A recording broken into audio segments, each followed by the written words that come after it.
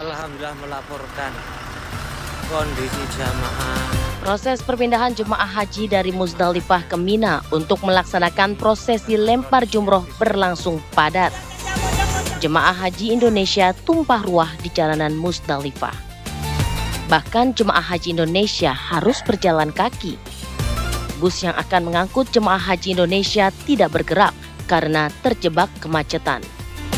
Perpindahan jemaah menjadi bagian dari rangkaian ibadah haji yang dimulai dari wukuf di Arafah pada 9 Zulhijjah, dilanjutkan mabit di Musdalifah, dan kini menuju Mina. Pakai sandal kaki saja. Kondisi lalu lintas yang padat membuat perjalanan bus terhenti total di beberapa titik. Tim pengawas haji DPR RI khawatir kondisi fisik jemaah Indonesia terkuras hingga mengakibatkan kelelahan. Dari Makkah, Arab Saudi, Heru Sudinta, TV One mengabarkan. Ini kondisi terkini dari Musdalifah.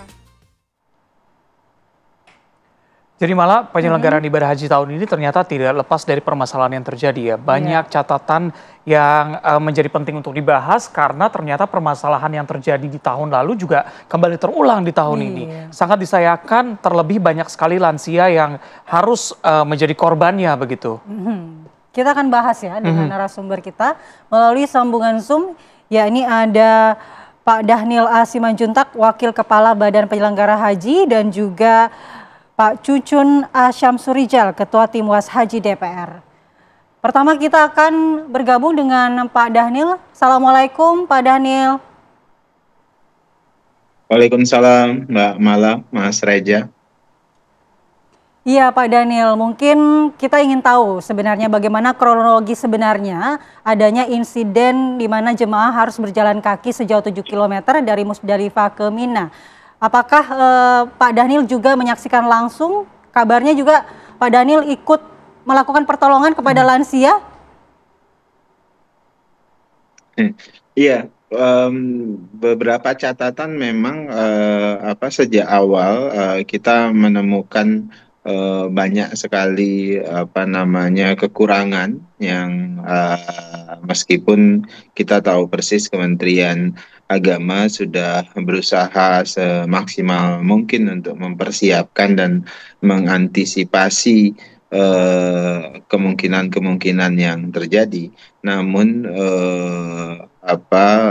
banyak kekurangan yang terpaksa harus dihadapi pada penyelenggaraan ibadah haji pada tahun ini, tahun di mana Kementerian Agama menjadi penyelenggara terakhir kali, dan insya Allah tahun 2026 nanti penyelenggaraan akan di bawah kendali Badan Penyelenggara Haji. Nah, memang awalnya sejak di Arafah banyak juga jamaah kita yang telat pengangkutannya dari hotel-hotel karena memang ada masalah dengan 8 syarikah yang menangani jamaah ini. Mereka tidak komitmen terhadap pelayanan yang maksimal terhadap jamaah kita, sehingga di Arafah kemarin banyak jamaah yang kemudian tidak mendapatkan tenda sesegera mungkin, walaupun kemudian alhamdulillah bisa ditangani sesegera mungkin oleh tim krisis center dari Kementerian Agama. Nah, kami juga sempat mengingatkan karena posisi kami, saya dan Pak Kepala Badan Penyelenggara Haji ada di Amirul Hajj, tapi juga kami melakukan fungsi-fungsi pengawasan dan dukungan terhadap penyelenggaraan haji tahun ini oleh Kementerian Agama. Pada saat itu kami mengingatkan hati-hati ada keterulangan kejadian seperti di Arafah, nanti di Musdalifah dan Mina. Nah, ternyata memang di proses pengangkutan dari Arafah ke Musdalifah kita menemukan banyak juga bis-bis yang tidak bisa bergerak, misalnya karena ada kemacetan dan beberapa jalan yang ditutup dan mereka tidak bisa bergerak dengan leluasa. Di sisi lain memang ada keterlambatan dan komitmen yang rendah dari para syarikah. Nah, itu jadi PR. Nah, termasuk kemudian jamaah di Musdalifah ketika mabit, kemudian mengumpulkan kerikil dan sebagainya, kemudian akan bergerak ke Mina pun demikian, kita temukan masalah yang serupa pun pada malam hari ini di Mina kita menemukan beberapa catatan yang perlu sesegera mungkin kita juga harus perbaiki dan harus evaluasi pada penyelenggaraan haji di 2026 nanti oleh kami di Badan Penyelenggara Haji. Oke, baik Bang Daniel, ini kalau kita berkaca kan memang terjadi sebelumnya, tahun lalu juga seperti ini. Sebenarnya mitigasi yang disiapkan tuh seperti apa di sana? Iya. Saya tidak bisa bicara lebih rinci terkait dengan itu. Yang jelas kami dari Badan Penyelenggara Haji berusaha membantu Kementerian Agama untuk memastikan mitigasi dan komunikasi dengan Kementerian Haji dan Umroh di Saudi Arabia. Nah, termasuk Kementerian Agama kami sarankan juga untuk berkomunikasi dengan para syarikah untuk memegang komitmennya.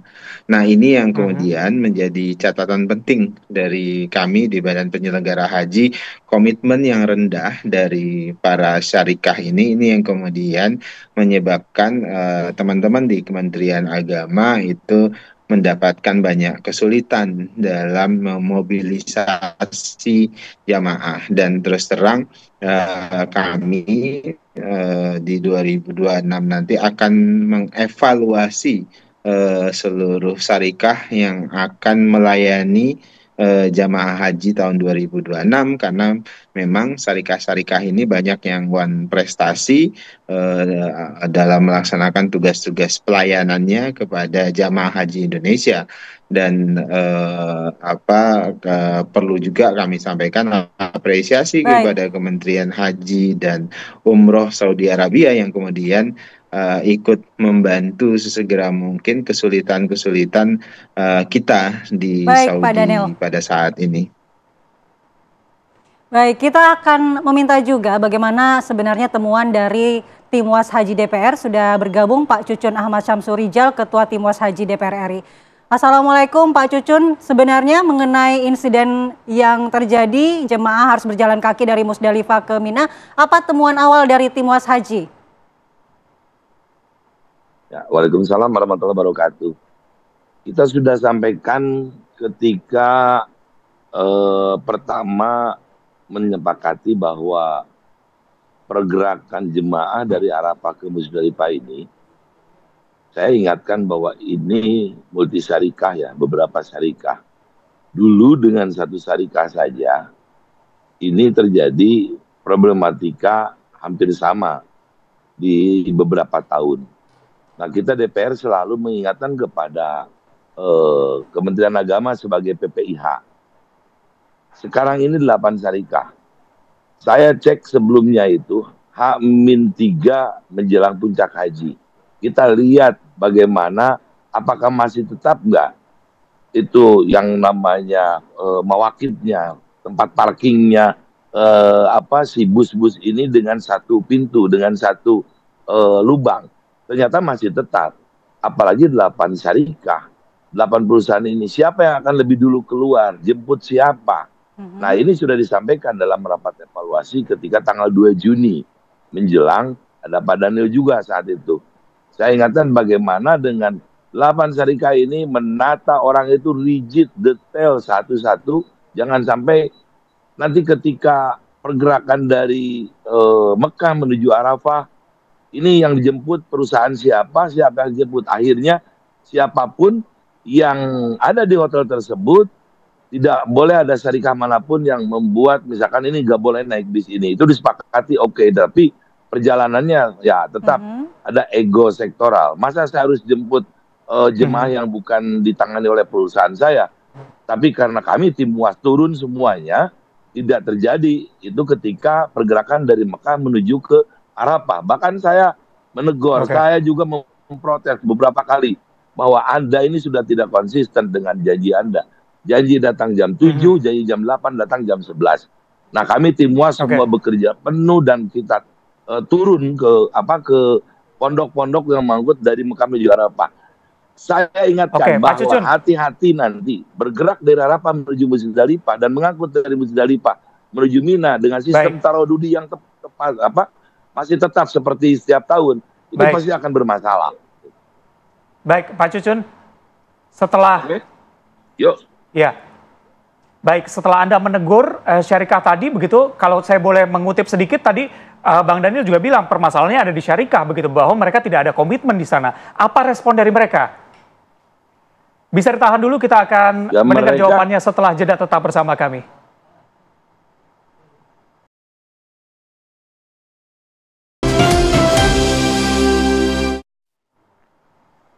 Perbincangan kita lanjutkan kembali, saya ke Pak Cucun. Pak Cucun, tadi Anda katakan sudah menegur pihak syarikah, apa respon dari mereka? Karena kalau saya lihat sebelumnya Anda juga sudah memprediksi bahwa ada perubahan dari maktab ke syarikah, ini akan menimbulkan masalah pada puncak haji ya? Ya, respon mereka ya rasional, bahwa saya ditugasi oleh negara Anda ngurus jemaah ini. Ini kan permasalahannya bukan hanya di masalah penunjukan syarikah, panjang ya ini. Ada rentetan, yaitu dari penempatan ada ketidaksesuaian antara manifest yang dibikin oleh Kementerian Agama dengan manifest yang ada di EHAJ. Makanya hati-hati Pak Daniel ke depan ini. Harus komunikasi sejak awal, sehingga penempatan berbeda. Ketika si syarikah ini diberi beban mengurus jemaah 40 dengan nama ini, dia bicaranya bahwa ya saya akan menjalankan tugas dari negara Anda ngurus jemaah yang 40 ini. Kenapa saya harus ngurus yang 30 ini? Nah, ini rasional, tapi kita kan ya manusiawi lah, masa suami sama istrinya dipisah. Nah, kita minta tolong disatukan. Kemarin itu, dan ini kita menata bagaimana rekonsiliasi yang dilakukan oleh Kementerian Agama sudah cukup luar biasa. Mereka bekerja keras, karena saya sejak di Indonesia sudah ingatkan, tolong segera ini, karena kekacauan masalah data ini menjadi penyebab, dan ini sebetulnya bukan kesalahan di pemerintah kita juga, ya, EHAJ juga yang membuat bahwa jemaah ini terjadi tercerai-berai.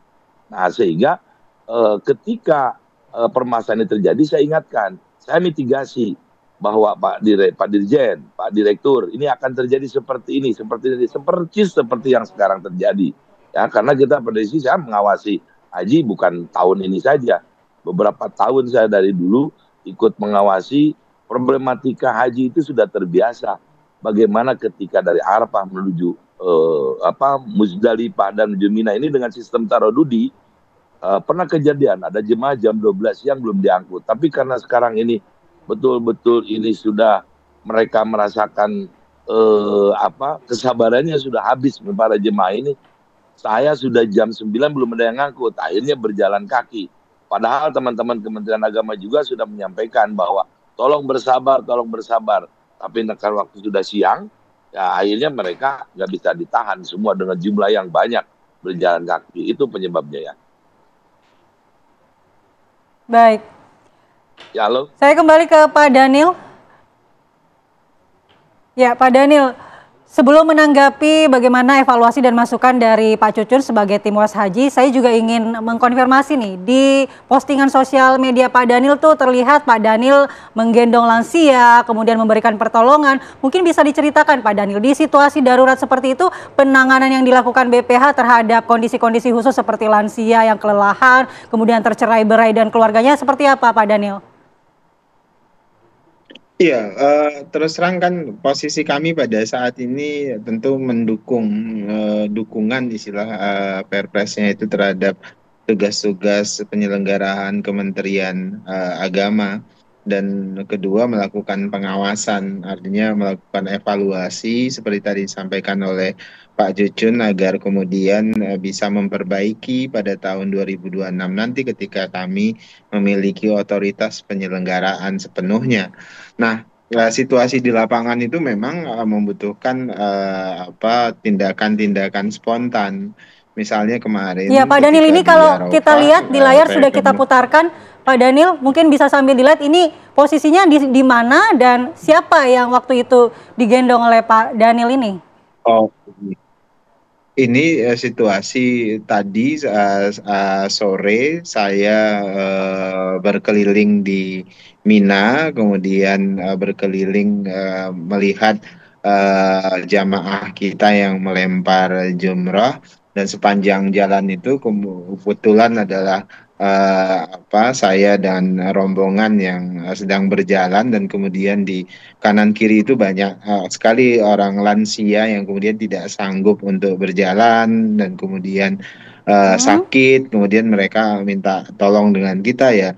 Tentu saya dengan kawan-kawan yang sedang di situ, karena kita ada keterbatasan alat-alat dan sebagainya yang tidak masuk di jalur perjalanan menuju Mina itu, kemudian ya saya dan teman-teman yang ada di situ berinisiatif untuk membantu beberapa lansia. Tadi teman-teman yang bertugas juga menggendong beberapa ibu bapak lansia agar kemudian bisa digerakkan menuju Mina setelah tadi melempar jumrah. Dan situasi-situasi seperti itu banyak kita temukan, Mbak Mala. Tapi juga sama dengan kemarin di Arafah misalnya, banyak jamaah yang sudah sejak malam tiba di Arafah, kemudian malam dan pagi belum dapat konsumsi. Ya kita berusaha tentu komunikasi dengan pihak syarikahnya. Tadi seperti dijelaskan oleh Pak Cucun, mereka selalu tentu beralasan bahwasannya jamaah ini bukan jamaah yang harusnya mereka layani. Namun kemudian karena berangkat dari kita butuh tindakan-tindakan yang sesegera mungkin, ya akhirnya ya kita cari makanan-makanan yang tentu bisa disegerakan. Nah, ke depan memang model-model krisis center itu harus disiapkan sesegera mungkin. Tadi seperti disampaikan oleh Pak Cucun, ini memang ada permasalahan sejak awal terkait dengan pendataan dan manifest dari jamaah haji kita. Nah, bagi kami ini banyak ibrohnya. Ibrohnya maksud kami adalah pembelajaran buat kami agar kemudian nanti memperbaiki pendataan, kemudian evaluasi penanganan mulai di dalam negeri sampai dengan di Saudi Arabia seperti pada saat ini. Oke, Bang Daniel, saya mau ke Anda terlebih dahulu, singkat saja. Ini kalau setiap tahun kita selalu ada evaluasi, selalu ada catatan begitu, tapi ternyata yang terjadi di lapangan selalu berbeda begitu. Apa strategi Anda, karena tahun depan Anda yang akan memegang begitu, apa strategi Anda untuk memastikan bahwa jemaah kita, terutama lansia yang akan melaksanakan ibadah haji, bisa fokus beribadah, sehingga kejadian seperti ini tidak terulang? Iya, Mas Reja, saya dan Gus Irfan ini dapat banyak PR dari Pak Cucun ini nanti. Kenapa? Karena kami sedang menunggu revisi Undang-Undang Nomor 8 Tahun 2019. Nah, revisi Undang-Undang Nomor 8 itu akan sangat menentukan bentuk kelembagaan dari Badan Penyelenggara Haji pada hari ini, dan itu akan sangat membantu upaya kita memperbaiki penyelenggaraan haji di 2026 nanti. Itu pertama, itu yang kemudian kita berharap bantuan dan akselerasi dari teman-teman DPR. Kemudian kedua, yang tentu yang harus kami lakukan adalah perbaikan di hulu pendataan. Kita akan segera memperbaiki SOTK kan, kelembagaan dari penyelenggaraan haji ini, mulai dari tingkat pusat sampai dengan tingkat wilayah dan seterusnya, sampai nanti pada tingkat penyelenggaraan di Saudi Arabia, terutama terkait dengan mobilisasi dari jamaah di sini. Makanya kami nanti juga akan fokus pada pembenahan comment center misalnya, kemudian kontrak-kontrak agar kemudian konsistensi syarikah itu bisa kita hadirkan, dan kami akan pastikan besok itu nggak mungkin 8 syarikah, dan kami akan kurangi maksimal mungkin ya paling banyak 3 misalnya begitu. Ya, oke. Baik, kita ke Pak Cucun. Pak Cucun mungkin langsung bisa ditanggapi mengenai proses undang-undang tadi yang ada di tangan DPR nantinya. Ya, sekarang kan sudah mulai naskah usul inisiatif yang dilakukan oleh teman-teman Komisi 8. Betul juga kemarin itu pimpinan Rapim bahwa punya punya perhitungan jangan dulu dinaikkan ke tingkat pembahasan sinkronisasi di usul inisiatif karena pasti akan terjadi hal-hal yang perlu penguatan dalam regulasi ini. Makanya pimpinan, Ibu Ketua dan beberapa ketua bilang nanti saja sepulang dari haji biar ketahuan apa sih kekurangan-kekurangan atau yang perlu penyempurnaan. Benar sekali. Yang terjadi adalah sekarang ini perlu beberapa hal yang dimasukkan dalam regulasi revisi dari Undang-Undang 8 2019. Makanya terkait tadi kita melihat bagaimana seperti petugas kekuatan yang 2.400, toh harus Pak Daniel yang gendong. Di belakangnya yang mengikuti itu mereka pakai APBN, Pak. Ya, mereka pakai APBN yang dibiayain. Harusnya kan mereka juga mikir. Saya menemukan beberapa tadi ya yang terjadi seperti demikian. Karena ada fasilitas roda segala macam, silakan. Di depan itu di mulut terowongan ada daker daerah kerja kantor hajinya di Makkah. Ya, di sana para petugas saya perintahkan, kamu nih linjam perlindungan jamaah, datang ke sini dibayarin PKPBN, suruh kerja. Ya, telepon direktur, turunkan kerahkan tadi karena puncaknya tadi kan di hari tadi itu akobah ya. Sehingga harus turun semua petugas yang sudah dibiayai oleh negara, yang sudah dibiayai oleh para jemaah juga, ya mereka bisa berangkat menunaikan ibadah haji sehingga harus bekerja. Nah ke depan tidak boleh terjadi lagi Pak Daniel gendong jemaah, ya harus betul-betul didesain dan dimitigasi kemudian juga rigid apa yang akan terjadi kalau kayak seperti ini, apa yang akan terjadi. Makanya kita juga DPR melakukan pansus waktu tahun 2024 kemarin itu. Ini menjadi catatan-catatan yang sudah diberikan kepada penyelenggara haji, hati-hati, termasuk kejadian Mina ini. Ini salah satu mereka nggak konsisten, nggak memegang rekomendasi dari pansus kita waktu 2024. Baik, mungkin bisa langsung ditanggapi Pak Daniel. Oke, malah. Iya, memang kita juga menghormati dan mengapresiasi kerja keras yang luar biasa dari para petugas haji ya Mbak, seperti tadi juga disampaikan oleh Pak Cucun, meskipun memang ada beberapa koreksi terutama terkait dengan beban kerja misalnya, kemudian pembagian tugas dan sebagainya. Ada manajemen yang mungkin juga harus dibenahi terkait dengan tugas-tugas petugas haji, karena pada waktu misalnya yang justru sebutlah istilahnya high season, kemudian beberapa teman-teman kita tidak ada. Nah itu kemudian yang low season kemudian ada dan sebagainya. Dan kemudian ya petugas-petugas misalnya dari daerah banyak juga yang juga harus kita koreksi. Misalnya jangan sampai ada petugas haji yang nyambi sebenarnya nebeng jadi jamaah haji. Nah itu yang kemudian nanti kita perbaiki dan kita berharap juga bisa diakomodir di dalam undang-undang. Nah memang saya dan Gus Irfan sudah berdiskusi ke depan petugas haji ini harus punya semangat yang staminanya tinggi karena sebagian besar kerja fisik Mbak. Malah tadi kami ingin pastikan petugas haji ini harus dipimpin agak dalam tanda kutip pendekatannya militeristik, komandonya jelas, kemudian dilatih dengan tingkat kedisiplinan yang tinggi dan bukan dibekali hanya 2 hari atau 4 hari begitu, tapi kami akan mempersiapkan nilainya balai diklat khusus untuk petugas haji yang kemudian mereka bisa menjadi tim yang solid, saling komennya itu atau komandonya itu jelas. Dia jadi menjadi seperti pasukan khusus petugas haji begitu nanti.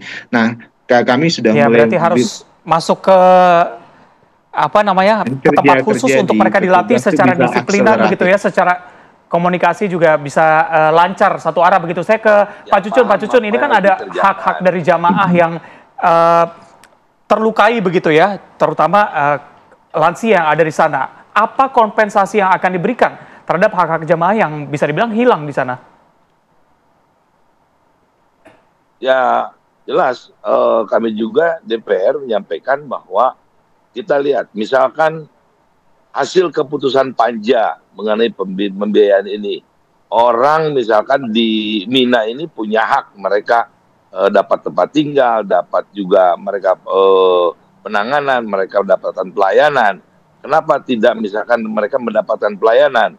Kita akan lihat nanti kerjasama dengan teman-teman auditor dari BPK juga, kenapa bisa terjadi seperti ini? Kita tidak bisa terlalu dalam, nanti bagaimana hasil audit dari teman-teman BPK ini, apakah pembiayaan yang sudah ditetapkan oleh panja itu sudah betul-betul terserap, terutama misalkan untuk penanganan yang risti, karena kan ada kos juga yang dikeluarkan, misalkan risti ini yang risiko tinggi atau yang lansia, ini mereka penanganan secara spesifik yang harus dilakukan oleh penyelenggara haji. Kalau mereka tidak ditangani, kemudian juga pada kenyataannya banyak hak-hak yang tidak mereka bisa terima.